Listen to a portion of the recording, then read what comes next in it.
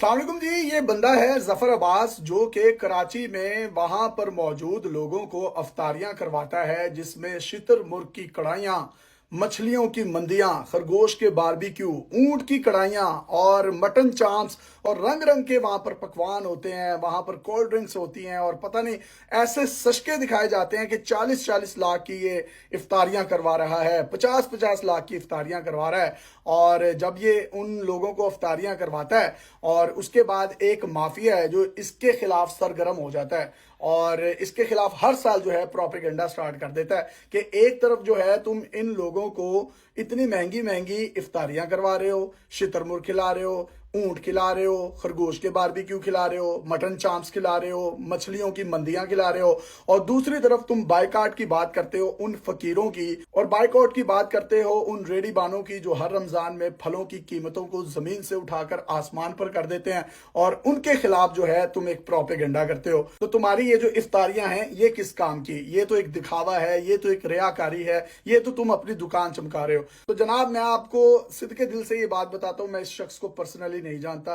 मैं ये जानता हूं कि ये जफर अब्बास साहब हैं और इनकी कोई जेडीसी के नाम से फाउंडेशन है और कराची में ये एक बहुत बड़ी इफ्तारी का एहतमाम करते हैं और हर साल करते हैं और पूरे 29-30 दिन रोजे जो होते हैं उसमें इफ्तारियां और सहरियां जो है वो चल रही होती हैं। इनके खिलाफ ये जो प्रोपेगेंडा हो रहा है ये इनके खिलाफ नहीं हो रहा, ये एक्चुअली एक माफिया है जो कि हर रिलीजियस इवेंट पर कोई भी इस्लामी त्यौहार आता है तो उसके खिलाफ ये बकबक करना शुरू कर देते हैं। मिसाल के तौर पर अभी ईद उल अजहा पर कुर्बानी आएगी, आप देखिएगा हर तरफ आपको एक शोर और वावेला मचता हुआ नजर आएगा जिसमें कहा जाएगा कि आपने ये 3 भैंसें क्यों खरीद ली हैं कुर्बानी के लिए, 2 गायें क्यों खरीद ली हैं, 3 बकरे क्यों खरीद लिए हैं। इससे तो बेहतर था कुर्बानी से कि आप अपने साथ वाले घर में मौजूद किसी गरीब की बच्ची को पढ़ा देते या उसको जहेज दे देते या उसकी शादी करवा देते।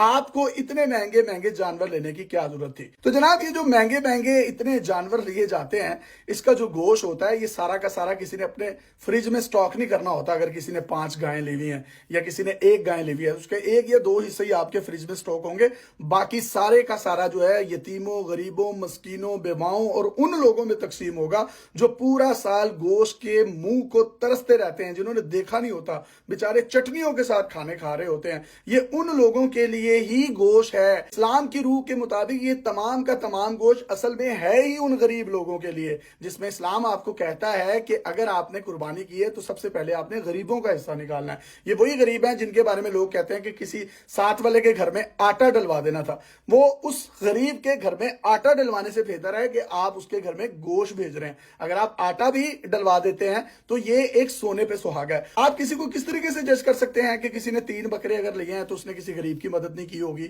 उसने किसी गरीब की बेटी को जहेज नहीं दिया होगा या उसने किसी गरीब के घर में आटा नहीं डाल कर दिया होगा। हम क्यों इतने जजमेंटल हो जाते हैं? ये वही एक माफिया है जो कि तनकीद बराए तनकीद करता है और अब वो तनकीद ये जेडीसी का जो ये चेयरमैन है, मैं तो उसको जानता भी नहीं हूं, इसको मैं सोशल मीडिया पर इसका काम देखा है, इसके जज्बात और का काम देखकर यकीन करें दिल खुश हो जाता है कि यार पाकिस्तान में कोई तो एक ऐसा शख्स है। और आप फिर उसके खिलाफ प्रोपेगेंडा शुरू कर देते हैं कि ये शितरमुर्ग क्यों खिला रहा है, ये खरगोश के बारबेक्यू क्यों खिला रहा है, ये मछलियों की मंदियां क्यों खिला रहा है। वो कहता है कि भाई अगर जो मेरा डोनर है वो मुझे ऊंट के पैसे दे रहा है तो मैं ऊंट ही खिलाऊंगा ना। अगर वो मुझे मछली की मंदी के पैसे दे रहा है तो मछली की मंदी खिलाऊंगा ना। अगर वो मुझे पैसे दे रहा है कि इन लोगों को शितरमुर्ग खिलाओ तो मैं उनको शितरमुर्ग ही खिलाऊंगा ना, कि मैं उनको दाल खिलाऊं। जिन लोगों को पूरा साल इस तरह की चीजें मुयसर नहीं होती, क्या आप में से या मेरे में से कितने लोग हैं जिन्होंने शितरमुर्ग के गोश्त खाए होंगे या खरगोश का बारबेक्यू जो है वो खाया होगा या मछली की मंदी खाई होगी? उन लोगों के मुंह में निवालों की सूरत में इस बंदे के जरिए कुछ ना कुछ पहुंच रहा है।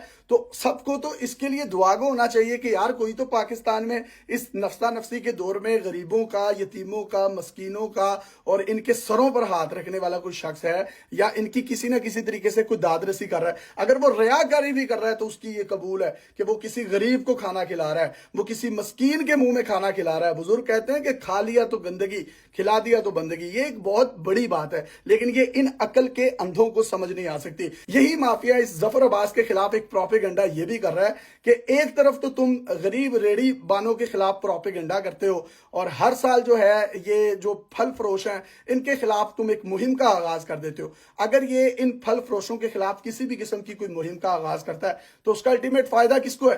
عوام کو ہے۔ پوری دنیا میں جب بھی رمضان المبارک آتا ہے غیر مسلم بھی اپنے سٹولز پر لگی ہوئی اشیاء خوردنوش کی قیمتیں کم کر دیتے ہیں، لیکن پاکستان میں یہ ایک ایسا مافیا ہے جو قیمتیں بڑھا دیتا ہے۔ یہ پھل فروش جو آپ کو غریب ریڑھی بان نظر آ رہے ہیں نا، یہ اصل میں وہ مالک نہیں ہوتے، یہ تو دہاڑی دار ہوتے ہیں جن کو آگے پرنے پہنا کر اور پھٹے ہوئے کپڑے پہنا کر غریب بنا کر ان ریڈیوں کے آگے کھڑا کر دیا جاتا ہے۔ ان کے پیچھے تو وہ پولیٹیکل ہستیاں ہیں، ان کے پیچھے وہ مافیا ہے جو کہ نہ صرف عوام کو لوٹ رہا ہے، وہ رمضان کو لوٹ رہا ہے، وہ اسلام کو لوٹ رہا ہے۔ اور پھر ان کے خلاف اگر یہ بندہ اٹھ کھڑا ہوا ہے اور ان کے خلاف کسی قسم کا کوئی ایکشن لیتا ہے جو کہ ریاستوں کے کرنے کے کام ہے، وہ یہ شخص کر رہا ہے۔ اور جے ڈی سی جیسی فاؤنڈیشن کا کسی بھی ریاست میں ہونا، ایدی جیسے لوگوں کا کسی بھی ریاست میں ہونا، ریاست کے منہ پر تماچا ہوتا ہے۔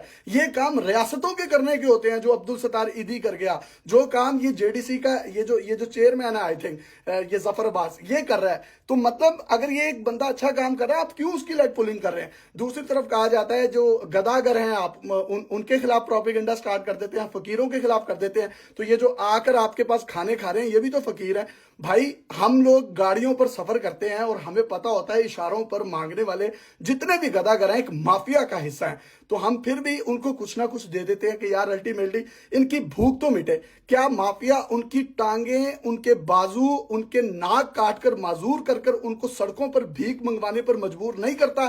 کیا وہ بچوں کو اغوا نہیں کرتا؟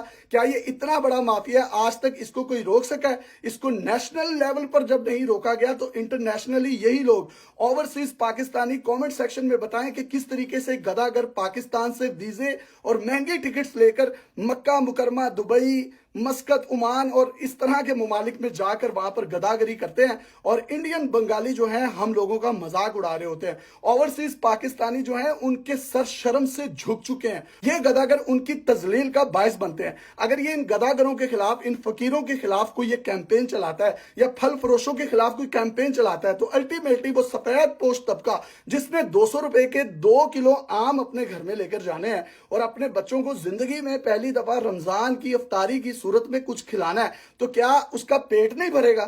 مطلب یہ پروپیگنڈا کرنے والے جو لوگ ہیں اور اس طرح کی کیمپین چلانے والے جو لوگ ہیں، خود تو انہوں نے کوئی اچھا کام کرنا نہیں ہے، اور آلریڈی جو ایک اچھا کام بندہ کر رہا ہے اس کی دونوں ٹانگیں کھینچ رہی ہیں تاکہ وہ دھڑام سے نیچے گر جائے۔ یہ کتنے ڈائلسس سینٹر چلا رہا ہے یہ شخص جو ہے، اس نے کوئی فری ڈائلسس کا کام شروع کر دیا ہے، تو وہ جو ہسپتالوں میں موجود مافیا ہے پرائیویٹ ہاسپٹلز میں، ان کے کام کیا بند نہیں ہوئے ہوں گے کہ یہ ان کے فری میں غریبوں کے علاج کر رہا ہے؟ جو 23 لاکھ روپے کے سالانہ کسی کے ڈائلسس ہوتے ہیں، اتنا پینفل پروسیجر ہوتا ہے، یہ فری آف کاسٹ دے رہا ہے۔ 22 ارب روپے کی اس نے مشینیں لگائی ہیں، خون ٹیسٹ کرنے کا انفراسٹرکچر اس نے بنایا ہے۔ اگر جو پرائیویٹ ہاسپٹلز میں اس طرح کے خون چیک کر رہے تھے کیا ان کا کاروبار بند نہیں ہوگا؟ تو یہ وہی مافیا ہے جو اس کے فلاحی کاموں کی وجہ سے شدید متاثر ہوا ہے اور اس کے بعد اس پر انہوں نے شدید تنقید شروع کر دی۔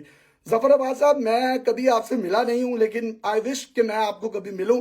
آپ جو کام کر رہے ہیں keep up the good work, میرا پلیٹ فارم آپ کے لیے حاضر ہے اور آپ کے پازیٹیو کاموں کو ہمیشہ ہم دکھاتے رہیں گے، اور میری تمام پاکستانیوں سے ریکویسٹ ہے کہ اس بندے کے شانہ بشانہ کھڑے ہوں اور اس کے خلاف مہم کرنے والوں کے خلاف آپ کھڑے ہو جائیں۔